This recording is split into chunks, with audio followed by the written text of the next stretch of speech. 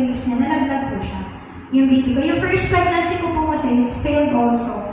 Yung second, yun po yung first born ko. Yung third pregnancy ko po, yun po yung last year.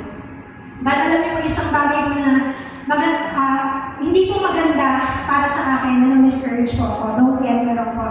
Pero maganda siya, in our experience, dahil yung product po ng Fairmax, yun lang po yung ginamit namin, kaya po na-save yung 40,000 na dapat na pangparas pa ko.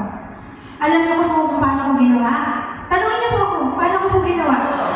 Bakit hindi po ako naraspa? Bakit po?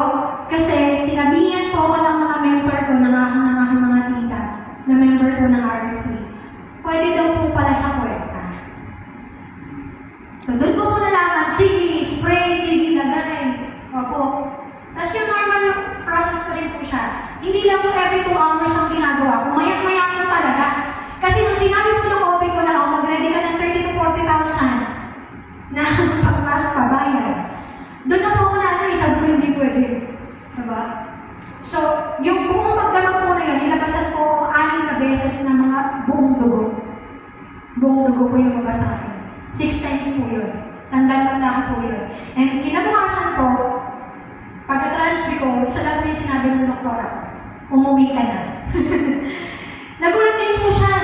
Kasi sabi niya sa akin, parang hindi ka nakunan. Kasi sobrang linis daw po ng matres ko. Kaya that moment po, nagmadali po kami umuwi para hindi na po madagdagan yung bill namin. Kasi nung papasok pa lang po namin doon, 1,000 lang po ang pera namin. Ayaw po talaga akong papasokin sa hospital.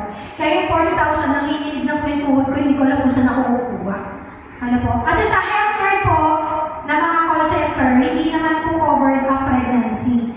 Kahit po yan yung miscarriage, hindi po yan covered.